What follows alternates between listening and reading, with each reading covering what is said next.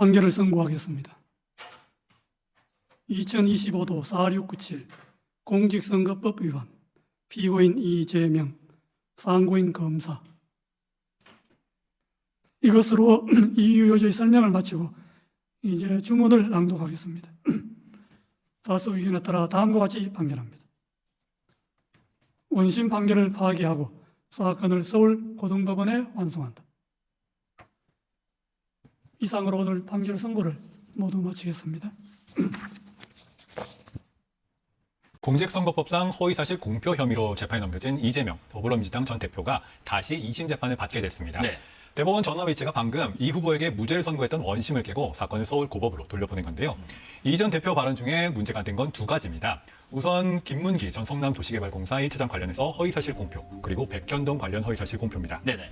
검찰은 이 전 대표가 방송에 출연해서 고 김문기 성남도시개발공사 1차장에 대해서 알지 못한다, 그리고 골프를 같이 치지 않았다, 이런 취지의 발언을 했고, 그리고 2021년 국정감사에서 성남 백현동 식품연구원부지 용도 변경 과정에서 국토부가 의무조항을 들어 용도 변경을 압박했다. 네네. 그리고 이 의무조항에 따르지 않으면 직무유기를 문제 삼겠다, 이렇게 협박을 했다는 발언, 이 두 가지를 문제 삼았습니다. 그렇습니다.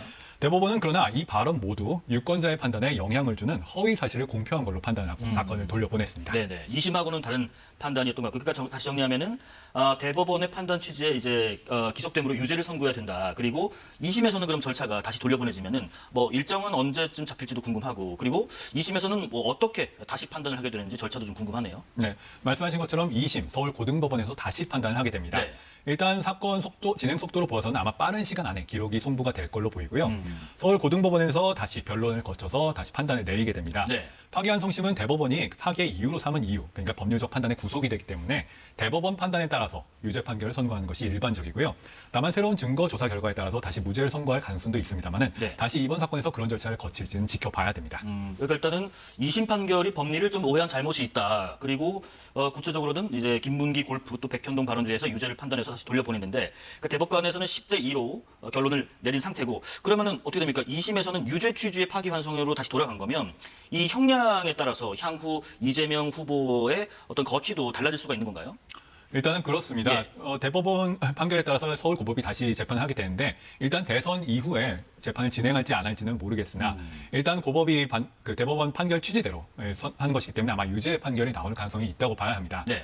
이 경우에는 그 판결이 벌금형 100만 원, 공직선거법상의 벌금형 100만 원 이상이 나오냐, 아니면 그 이하냐, 그거에 따라서 달라질 수가 있는데, 현재로서는 그러니까 대선 전에 이 판결이 나올 가능성은 적다고 봐야 되기 때문에 이 판결 효과에 따라서 대선 출마 여부가 좌우가 된다고는 보기 어려울 것 같습니다. 네. 일단 뭐 이재명 후보는 조금 전에 제 생각과 전혀 다른 방향의 판결이 나왔다, 국민의 뜻이 가장 중요하다는 입장을 냈는데, 간략하게요. 그러니까 2심에서의 핵심 쟁점 부분과 대법원 조금 전 판결에서 핵심 쟁점 부분이 서로 상충되는 핵심적인 부분이 뭔지 간략하게 좀 설명해 주실까요? 아주 간략하게 요약하면요. 네. 2심은 이 전 대표의 발언을 자기의 주관적인 인식에 대한 발언이다, 그러니까 행위에 대한 허위사실 공표가 아니다, 그래서 독자적인 발언이 아니라면서 무죄로 판단을 했습니다. 하지만 대법원은 이 전 대표의 발언들을 하나하나 판단했는데 사실을 나타내는 발언들이고 이것이 허위다, 이것 때문에 공직선거법상 위법이 될 수밖에 없다, 이렇게 판단했는데요. 일단 김 전 처장 관련 발언은 네. 유권자들이 골프를 같이 치지 않았다는 의미로 이해를 한다는 겁니다. 그리고 백현동 발언도 협박이 실제로 있었다, 이런 발언으로 유권자들이 이해할 수가 있는데 이는 허위사실 공표에 해당한다. 그리고 이 두 발언은 후보자의 결격성에 대한 유권자들의 판단을 그르칠 정도로 중대한 허위사실이다, 이렇게 판단을 했습니다. 예.